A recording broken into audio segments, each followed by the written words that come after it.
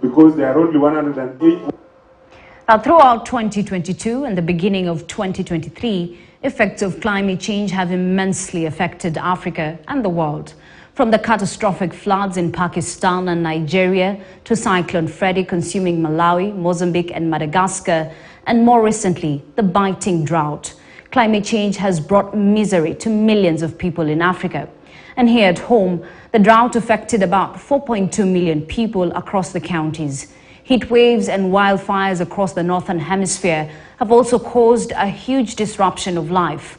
As the world keeps getting warmer, the recently released Intergovernmental Panel on Climate Change reports suggest that countries need to reduce carbon emission to avert the climate change impacts. Well, Beldin Waleula has more on what we need to do to make the earth livable. The rapid climate change we are now seeing is caused by humans using oil, gas and coal in their homes, factories and transport. When these fossil fuels burn, they release greenhouse gases, mostly carbon dioxide. These gases trap the sun's heat and cause the planet's temperature to rise. The world is now about 1.1 degrees Celsius warmer than it was in the 19th century, and the amount of carbon dioxide in the atmosphere has risen by 50%. When you hear climate change, it's very much about how climate now is basically posing an existential threat to human beings.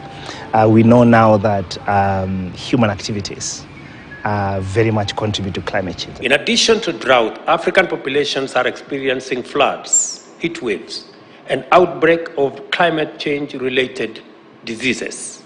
According to the Intergovernmental Panel on Climate Change IPCC report released in late March, it says the world temperatures need to come down as greenhouse gas emissions are projected to go above 1.5 degrees Celsius between the years 2030 and 2035, or even beyond, hence increasing global warming. You hear mostly that we need to ensure that the temperatures remain at 1.5 C before our pre-industrial age.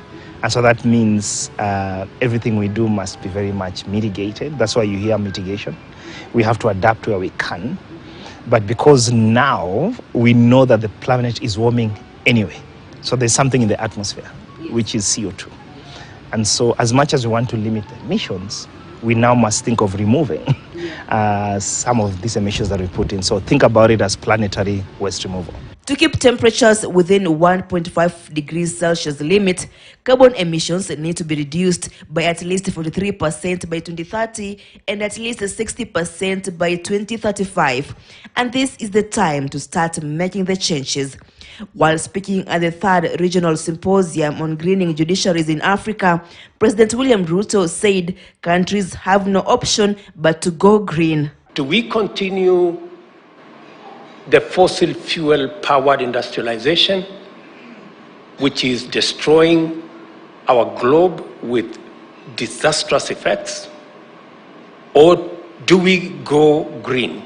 Governments agreed at last year's COP27 climate summit in Egypt to create a fund to help pay for the damage that a warming planet is inflicting on vulnerable countries, but failed to commit to new measures for reducing greenhouse gas emissions.